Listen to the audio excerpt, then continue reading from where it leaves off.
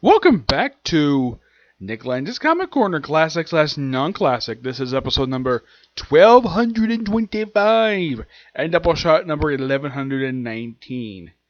Yes, this is 1225. Still got a little while to go before I reach episode 1300.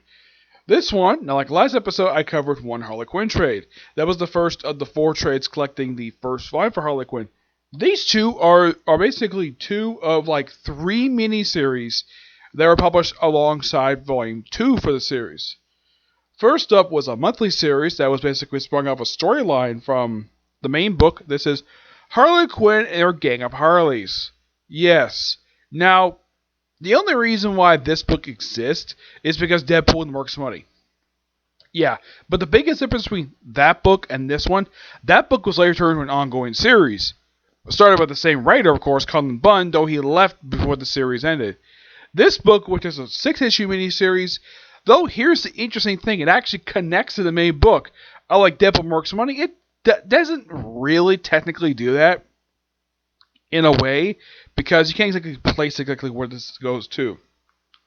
Now, here's the thing about this book. This is the first Harley Quinn book, while in the case of the original creative team was the book when they brought back the book in 2013. This is the first and only one where Amanda Conner is not even involved with the main story. Nope. This book is written by, Jim Palmiotti is definitely involved with it, just like he writes the main series. The co-writer for this one is Frank Tieri. Yep, Frank Tieri is the co-writer of the book. And this will be the guy who takes over the book from Amanda Conner and Jim Palmiotti when they leave about a little bit 30 issues into the volume 3, which actually just ended recently. The artwork is done by Marcite, who actually is one of the artists for the ongoing series. Now, pretty much this series is simply this. Harley Quinn goes missing, and her gang of Harleys have to go find her. Who kidnaps her? A woman, when I'm going to show her what she looks like. Because she doesn't show up until like issue 2. Yeah. Her appearance is so bizarrely... Yeah, this is her. This is Harley Sin. You probably think, wait, is this woman a dominatrix? Not really, no. They explain her backstory in here as that she was not a very stable person, where apparently she's the daughter of a political figure, and the fact she's also a lesbian. Yep, she's a lesbian. And during a court, it's very heavily implied in this book that she has a thing for Harley Quinn. It doesn't go anywhere. Though she has very much sexual stuff with Harley in here. Not having sex, no. Basically like sitting on her lap. Basically doing all stuff she would do if she was trying to seduce somebody. Basically if a woman's trying to seduce a man. Here she's trying to seduce Harley Quinn. It doesn't work. Nope. And basically she's basically all tied up though she gets free. And then of course she just fight Harley and no, she just wanted to help her. And, of course, even though she's basically turns to police, instead of the police taking him to a facility upstate, nope. Her father, for some strange reason, has ordered the FBI, and this was really stupid on the part of, I would think the ambulance shop would question the change of orders, change of direction, where the heck are people going. Oh, and by the way, where is Harley sent? She's sent to Arkham Asylum, where she meets the Joker. Yep. That was a strange ending. But this does lead into the second and last story arc of the second volume of the Harley Quinn series. Yeah, it actually is followed up there.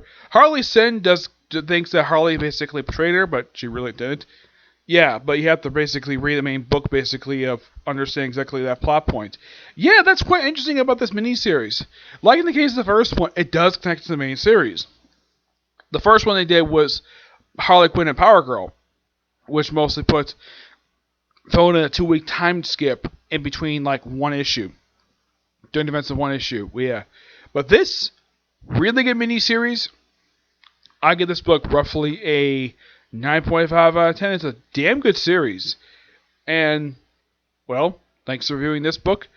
There's technically 2 left. I have one here. The other one is not here. Yep. Yeah, for some reason, DC had this thing where, because Harley Quinn is so popular, like, Give her an ongoing series, give her a boatload of one-shots, and also give her 3 mini-series. This was the second one she had. The first one was Harley Quinn and Power Girl. This was the second one. This was the most recent one she had. And yes, I do know about Harley. Yes, I do know about that miniseries. But that is an Elseworld story. That's not canon to the canonicy of the Harley Quinn ongoing title.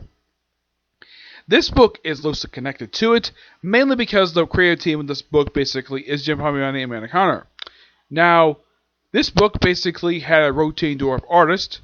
Now, this is Harley's Little Black Book. Yes, I was so happy when I found this book. This book was like $6. And there was a calling price. This book was, get this, $30. And I got this for $6. This one was $17. I got this for $4. Yeah, I got these mollies. Yeah, this is simply a team-up book of Harley team with various people. Yep. Now, here's the thing. Here are the artists for these issues. You have Neil Adams, who draws the issue where she teams up with Superman. That was basically because of another issue. We also have Simon Bosley, who draws the issue where he teams up with Lobo. That's a very interesting one. I'll get to that one. Now, the other ones are, because they list them off in here, you have Joseph Michael Lesnar. I think he's the first artist in here. Let's see. No, it's John Timms. Yeah, Amanda Conner also does some co-artwork as well. Mostly, anyways. Yep. Now, the first story is Harley Quinn teaming up with Wonder Woman. Yep, teams up with Wonder Woman for an issue. And yes, this does happen where they do, in fact, swap clothes. It's due to basically protecting her, and it's an interesting little one-shot story. But I gotta hand it to this is basically John Timms' artwork. Really good artwork. I think this was one of the artists who drew the main series of Harley Quinn when Jimmy Palmiotti and Amanda Conner were the writers of the book. You can kind of say this book was a side book in a way for Harley Quinn. Also, and this is a fun little factor for the series, unlike this mini-series, which came out monthly, this one did not. Nope, it didn't. It came out once every 2 months. Yeah, I'm not really sure why these is, because initially when the series came out, I thought this was ongoing. This one was clearly a mini-series. This one, you couldn't really tell a lot of the time. It wasn't the final issue came out, oh, it was a mini-series.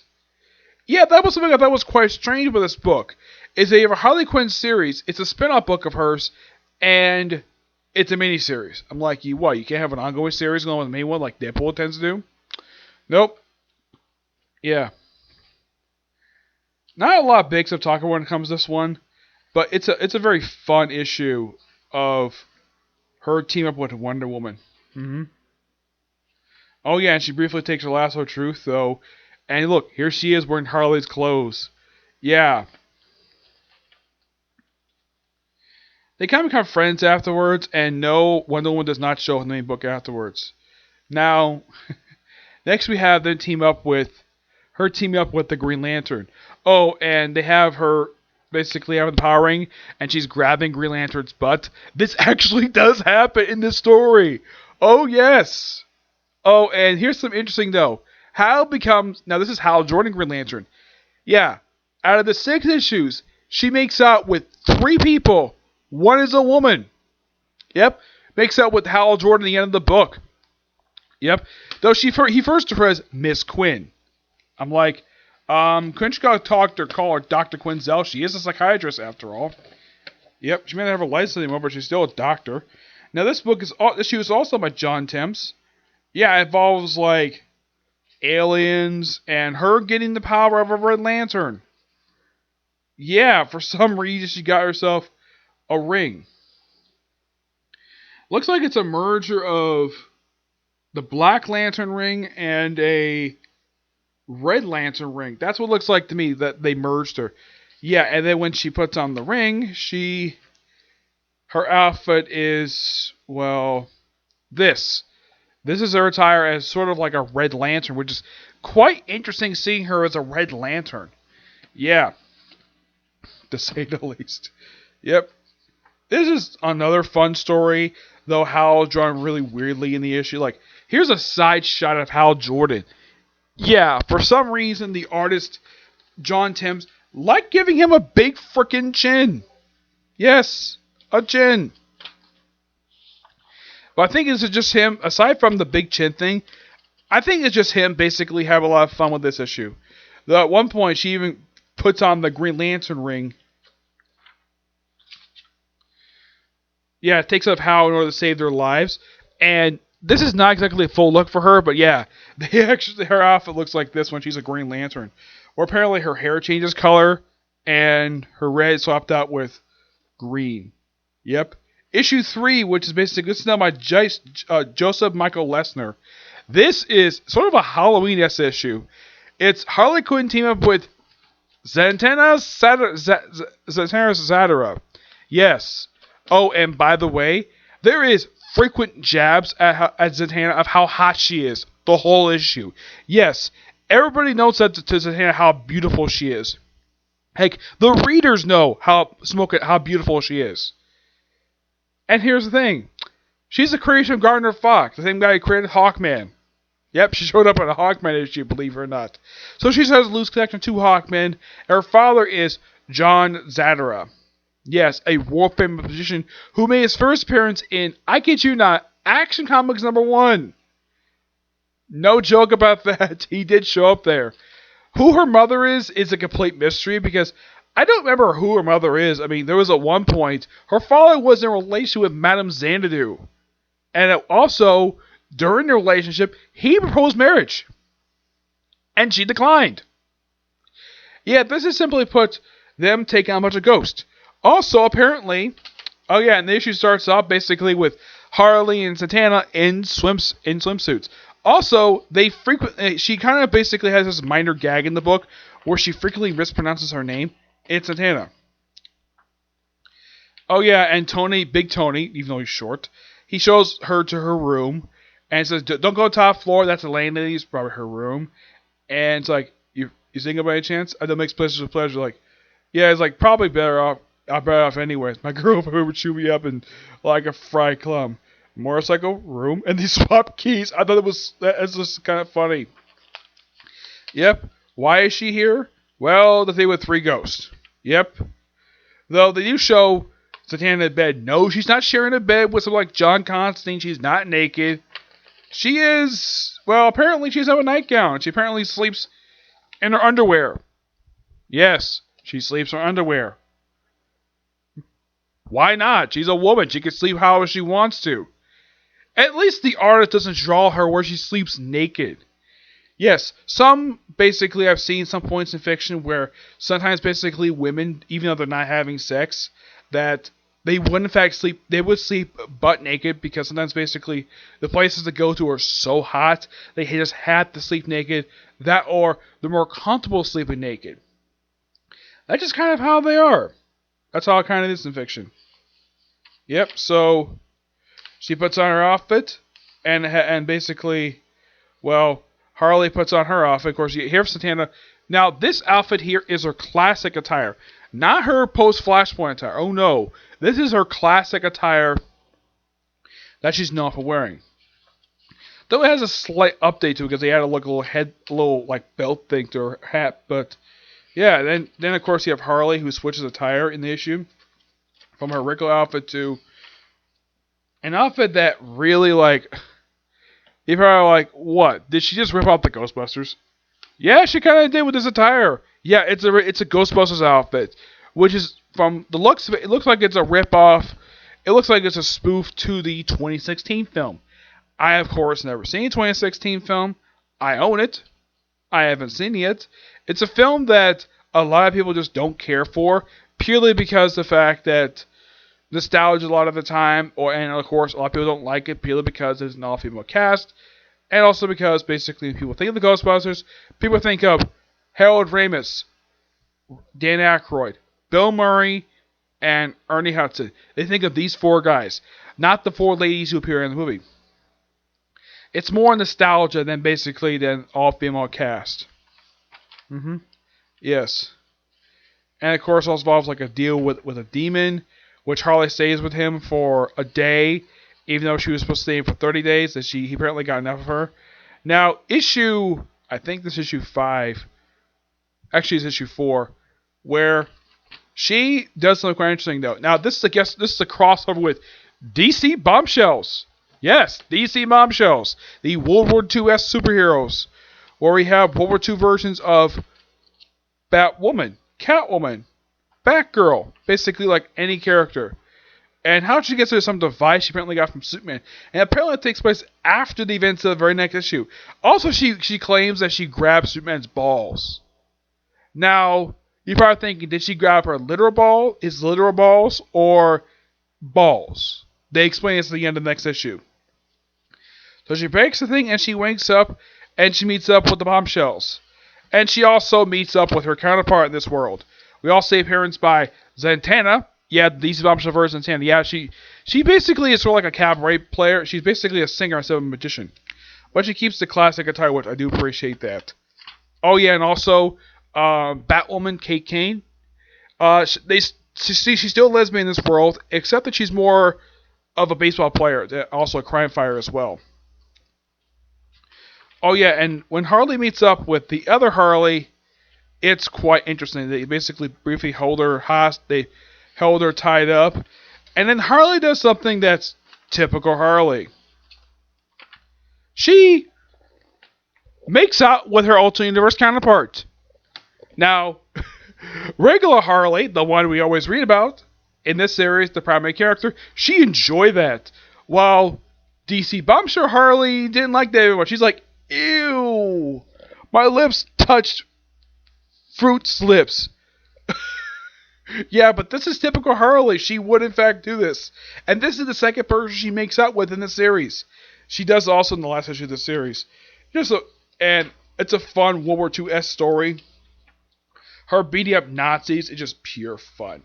Now, this issue is the issue I really want to talk about here.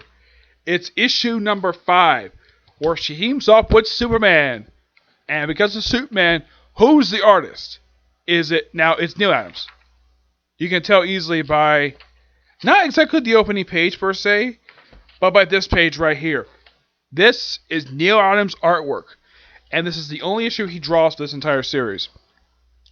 Simply put, this series, now here's the thing. The original promotional image of this cover, basically this is a clear nod to Superman vs. Muhammad Ali, and the story itself is a homage to that. Yeah, that's what this story is. It's a homage. Oh yeah, because it's a Neil Adams story. Who makes cameo appearances? Yes, we have cameos by a few different characters that he's worked on over the years. Heck, even one character he created. Yes.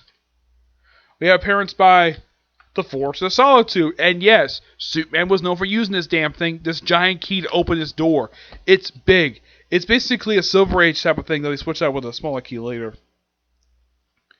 Yep, and then we see cameos by Batman, Deadman, Green Arrow, Black Canary, Power Girl, Poison Ivy, Aquaman, and The Flash. Yep, out of all these characters, 1, 2, 3, 3 of these characters he has worked on. Yes, Deadman he has worked on. Batman is an obvious thing. People know about his Batman work. His Batman work is legendary.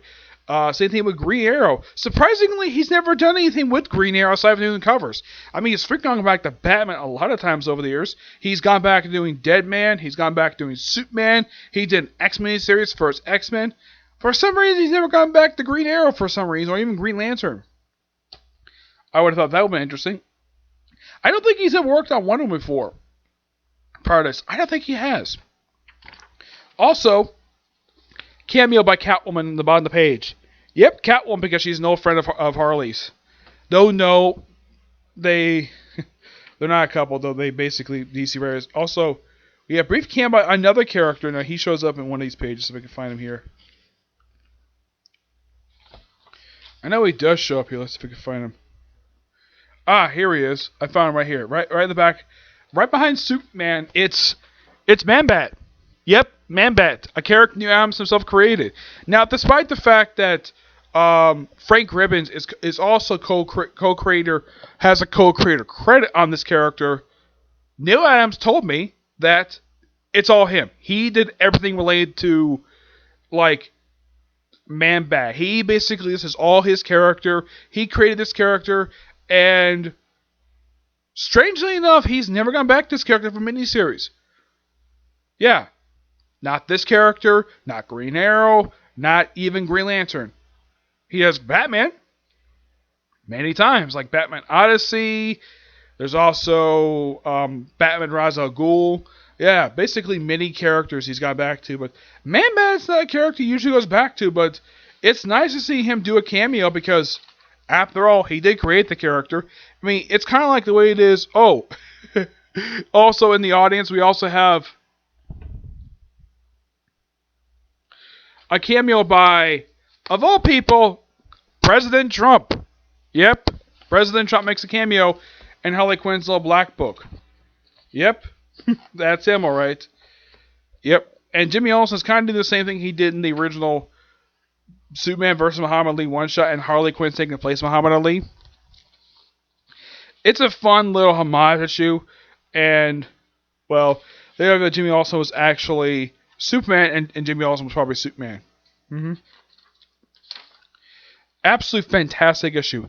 The final issue is her team up with Lobo. This is a pairing that a lot of people probably thinking, yeah, Lobo, for a lot of people, fans-wise, people think that Lobo is DC's Deadpool, even though DC treats Harley Quinn as their Deadpool. Yeah, it's quite weird. Here's the thing. Lobo made his first appearance back in the 80s. Harley Quinn made her first appearance back in the 1990s. Well, her first anime appearance when she first appeared in the episode Joker's Favor. She actually made her first comic book appearance until 2000. So yes, Harley Quinn's only been in comic books for 20 years. While in the case of Lobo, he's been in comics for 37 years. 37 years he's been in comic books. Yeah, his first appearance in Omega Man number 3, which was actually back in 1983. Yeah, he was created by Keith Giffen and Marv Wolfman, believe it or not. Yep. This is a story that perfectly fits Harley Quinn. The artwork does change for this. Now, this is how Simon Bosley draws Harley Quinn. Yeah, it's kind of weird how he draws her. It makes her look a bit thinner than she normally does. Does it off in space for some reason. Runs Lobo. And they have great chemistry. I love how Simon Bosley draws Lobo. Here's a close-up of Lobo's face. Yeah, Bosley, from what I can tell, loves drawing Lobo. So he draws Lobo basically how he draws him. From what I can tell, I don't think he's ever changed how he's drawn Lobo. I mean, yeah, he was one of the artists for the original Lobo ongoing series from the 90s. I've read it. Not when it came out per se, but I did read it online. It's a damn good book. It's a fun book and perfectly fit the 90s. Yeah, having that Lobo basically do the stuff he did in that series coming out recently probably wouldn't work because people probably not into the stuff basically that series was into. Yeah, and also that series felt very disconnected to the DC Universe because it was off in space. Because a lot of DC Universe stuff takes place on Earth, and cosmic stuff in the 90s at the time basically was not that, let's say, delved into. Heck, the series that came out had basically guest appearance by Etrigan Demon and a Phantom Stranger of all people. Yes. Oh, and by the way, because of the fact that Lobo and Harley Quinn are here, do these two end up making out in the issue? Oh yes, and it looks like they're about to have sex when they're interrupted by a giant snake. Yep. Absolute great issue.